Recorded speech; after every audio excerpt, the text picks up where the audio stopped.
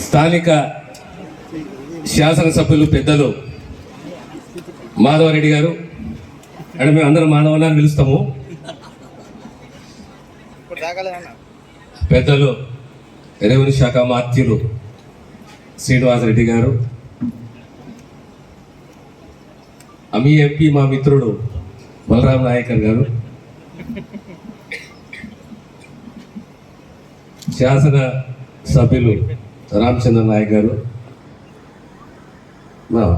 మా చెల్లెలు మర్చిపోతున్నామా నేను, కుండా సురేఖ గారు, దేవాదాయ శాఖ మంత్రులు, శాసనసభ్యులు రాజేందర్ గారు, నాగరాజు గారు, మురళీ నాయక్ గారు, యశ్వీ రెడ్డి, మురళీ నాయక్ గారు, అవినేష్ రెడ్డి గారు, మా చైర్మన్ గారు, ఏనుల వెంకటరామరెడ్డి గారు, రియాజ్ గారు, మా మిత్రుడు బెల్లా నాయక్ గారు, వేదికను అలంకరించిన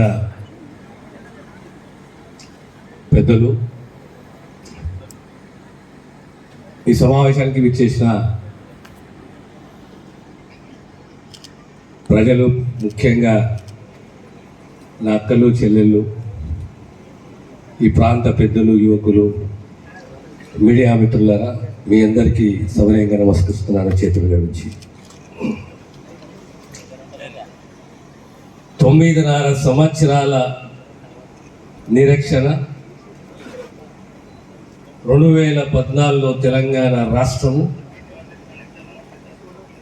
మన ప్రాంతము రాష్ట్రంగా మారితే మన తలరాతలు మారుతాయి, అద్భుతాలు జరుగుతాయి, మా పిల్లల భవిష్యత్తు మారుతుంది అనే సంపూర్ణమైన విశ్వాసంతో 60 సంవత్సరాల సుదీర్ఘ తెలంగాణ పోరాటము, త్యాగాలతో కూడిన పోరాటము, నిస్వార్థంగా నా తెలంగాణ నాకు కావాలనే ఆత్మగౌరవంతో స్వయం పాలనలో ఉండాలి అనే ఒక సంకల్పంతో తెలంగాణ రాష్ట్రం తెచ్చుకున్నాము. తెలంగాణ ప్రజలు ప్రజాస్వామ్యాన్ని నమ్మిండ్రు. ప్రజాస్వామ్యంలో 2 సార్లు ఒక ప్రాంతీయ పార్టీకి అవకాశం ఇచ్చినాము. ఏ కళలైతే మనం గండమో దాన్ని సంపూర్ణంగా మోసం చేస్తూ రాజకీయాలలో ప్రజాప్రతినిధులు, ప్రముఖ నాయకుడు, ఆది నాయకుడు కూడా పచ్చి అబద్ధాలు చెప్తాడనే విషయాన్ని మనం నెమ్మదిగా గ్రహించి గమనించి చివరకు ప్రజాస్వామ్య పద్ధతిలోనే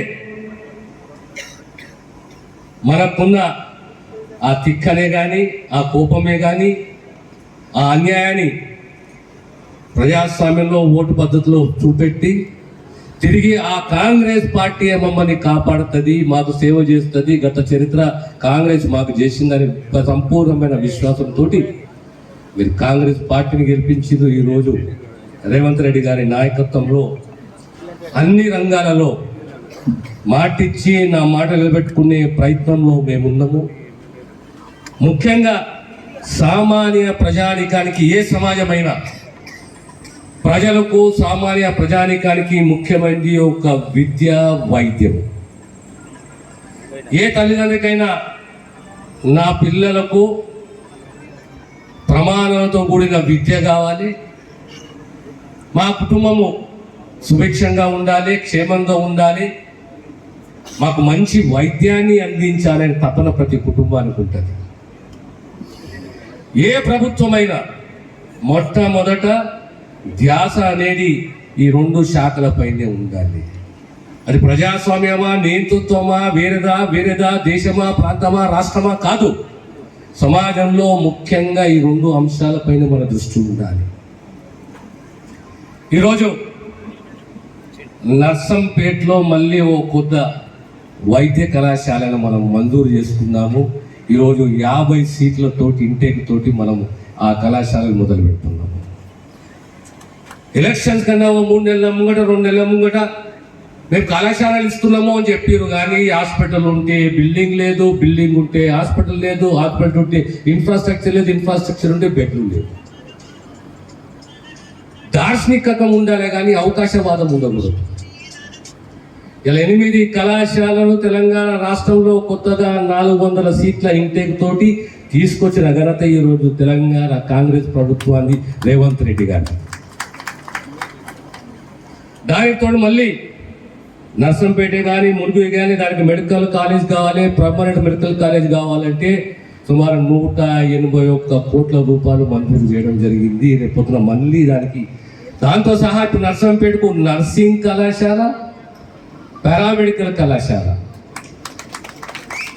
నర్సింగ్ కళాశాల ఇంటేకు 60 సీట్లు, పారామెడికల్ కళాశాల ఇంటేకు 30 సీట్లతో, అంటే సంపూర్ణంగా వైద్య రంగము ఆ ప్రాంతానికి అందాలే, వైద్య విద్య అందాలే, వైద్య సేవలు అందాలనే ఒక ఉద్దేశంతో ఈ కార్యక్రమాన్ని చేపట్టింది ఇలా రేవంత్ రెడ్డి గారి ప్రభుత్వం. హైదరాబాద్ తర్వాత కానీ హైదరాబాద్ ముందు గొప్ప చరిత్ర ఏ ప్రాంతాన్ని తెలంగాణలో? ఓరుగల్లు ప్రాంతాన్ని. ఏ ఉద్యమమైనా, ఏ నిర్మాణమైనా, ఏ తిరుగుబాటైనా దానికి పరాయ పదం ఏది అంటే ఓరుగల్లు ప్రాంతం, ఓరుగల్లు ప్రాంతం ప్రజలని చెప్పి చరిత్ర చెబుతున్నది. అలాంటి ఓరుగల్లు ప్రాంతాన్ని కనీసం 7-8 సంవత్సరాలు సంపూర్ణంగా నిర్లక్ష్యం చేసింది. 4 ముక్కలు చేసిర్రు. 4 ముక్కలు అవసరమా అనేది తెలియదు కానీ 4 ముక్కలు మాత్రం ఖచ్చితంగా చేసిర్రు. ఈనాడు హైదరాబాద్ లో ఏ వైద్య ఫెసిలిటీస్ ఉన్నాయో, సౌకర్యాలు ఆ ఫెసిలిటీస్ ఖచ్చితంగా ఓరుగల్, పాత ఓరుగల్ జిల్లాకు, వరంగల్ ఇక్కడ ప్రజలకు ఖచ్చితంగా అందించే బాధ్యత ఈ ప్రభుత్వం పైన ఉన్నది. అది మా పైన ఉన్నది. మొట్టమొదట మనకు కావాల్సింది ఏంటి? ఈ ప్రాంతంలో పాత ఓరుగల్ జిల్లా ఈరోజు ఏం కావాలంటే మాకు అంబులెన్స్లు సరిపోతలేవు, మాకు అంబులెన్స్లు కావాలి. 5 కాదు, 10 కాదు, ఇంకా 10 అంబులెన్స్లు కావాలి. దానికి తోడు మనకు కొన్ని సెంటర్లు కావాలి, వైద్య సెంటర్లు కావాలి. ఎలాంటి సెంటర్లు కావాలి? బ్రెయిన్ డెడ్ ఉంటే ట్రాన్స్ప్లాంట్ చేసుకునే సెంటర్ కావాలి. హైదరాబాద్ దాకా పోయే అవసరం లేదు. ఒక కిడ్నీ ట్రాన్స్ప్లాంట్ ఎక్కడ చేసుకోవాలి? మా వరంగల్లో మేము చేసుకున్నాం, మా వరంగల్ జిల్లాలో మేము చేసుకున్నాము. ఆ ధైర్యము, ఆ నమ్మకము ఆ ప్రజలకు మనం కల్పించాలి. ట్రాన్స్ప్లాంట్ సెంటరే కానీ, ఐబిఎఫ్ సెంటరే కానీ, గెరియాట్రిక్ సెంటరే కానీ, ట్రామా సెంటర్. యాక్సిడెంట్ అయింది, నేను మళ్ళీ హైదరాబాద్ పోవాలి. హైదరాబాద్ పోయే అవసరం ఏముంది? ప్రజలకు 100% ఎలాంటి సూపర్ స్పెషాలిటీ ట్రీట్మెంట్ అయినా ఓరుగల్లు జిల్లా, వరంగల్లో జరగాలి. ఆ ప్రాంత ప్రజలకు అందరికీ ఆ ట్రీట్మెంట్ జరగాలి. ఆ దిశగా ఆ సెంటర్లను ఏర్పాటు చేస్తామనే విషయాన్ని మీకు సౌజన్యంగా తెలియజేస్తున్నాను. దానికి తోడు రిక్రూట్మెంట్ 4000 ప్రొఫెసర్లే కానీ, అసోసియేట్ ప్రొఫెసర్లే కానీ, అసిస్టెంట్ ప్రొఫెసర్లే కానీ, ట్యూటర్సే కానీ, సీనియర్ రెసిడెంట్సే కానీ అందరు ఎక్కడ కూడా భర్తీలు, ఎక్కడ ఖాళీలు ఉండకూడదు, భర్తీలు కావాలి. 9.5 సంవత్సరాలు ఎక్కడ కూడా ట్రాన్స్ఫర్ చక్కగా జరగలేదు. కానీ ఈ ప్రభుత్వం వచ్చిన తర్వాత 40% ట్రాన్స్ఫర్లు పారదర్శకంగా చేసిన చరిత్ర ఇలా రేవంత్ రెడ్డి గారి ప్రభుత్వానికి. 7,000 మంది నర్సులకు పోస్టులు ఇచ్చిన చరిత్ర కాంగ్రెస్ ప్రభుత్వాన్ని. మళ్ళీ నిన్న నోటిఫికేషన్ జారీ చేసినాము, 2,050 మంది నర్సింగ్ పోస్టులు భర్తీ చేయబోతున్నాం త్వరలోనే. ఇంకా 1,200 ల్యాబ్ టెక్నీషియన్ పోస్టులు భర్తీ చేయబోతున్నాం మన రాష్ట్రంలో. ఎక్కడ కూడా ఒక సామాన్యుడికి కారు ఉండదు, సామాన్యునిది వాహనము నడక లేకపోతే, సైకిల్ లేకపోతే, ఆర్టీసీ బస్సు లేకపోతే ఓ ఆటో. సామాన్యుడు ఒక సబ్ సెంటర్కే కానీ, ఒక ప్రైమరీ హెల్త్ సెంటర్కే కానీ పోవాలంటే 20 నిమిషాలలో ఖచ్చితంగా పోయే రకంగా ప్రభుత్వం ఆలోచన చేస్తున్నది. అక్కడ నుంచి సిఎస్సికో, ఏరియా హాస్పిటల్కో 20 అర్ధగంటలు పోవాలి, లేదా డిస్ట్రిక్ట్ హాస్పిటల్కో, టీచింగ్ హాస్పిటల్కో 40 నిమిషాల, 35 నిమిషాలు చేరాలనే విషయంగా మా ప్రయత్నం ఉన్నది, మా ఆలోచన ఉన్నది. ఆనాడు 108, 104, 102 అంటే ఎవరు గుర్తొస్తారు మనకు? రాజశేఖర రెడ్డి గారు గుర్తొస్తారు. ఆరోగ్యశ్రీ ట్రస్ట్, ఆరోగ్యశ్రీ పథకం మనకు గుర్తొస్తుంది. ఆరోగ్యశ్రీ ఆనాడు 2008లో మొదలుపెట్టిరు. ఆ తర్వాత 2014 తర్వాత ఇప్పటి వరకు ఎక్కడ ప్రొసీజర్స్ పెరగలేదు, దాని యొక్క రేట్లు పెరగలేదు. కానీ రేవంత్ రెడ్డి గారి ప్రభుత్వం వచ్చిన తర్వాత 40% రేట్లు ప్రొసీజర్ మీద పెంచిన ఘనత ఈ కాంగ్రెస్ ప్రభుత్వాన్ని, మన ముఖ్యమంత్రి గారిది. సుమారు 400 కోట్ల రూపాయలు అదనం ఖర్చు అవుతుంది, కానీ వెనుకంజ వెయ్యలేదు, వెనకాడలేదు. ఖచ్చితంగా చేస్తామన్నా చేసి చూపెట్టినాం.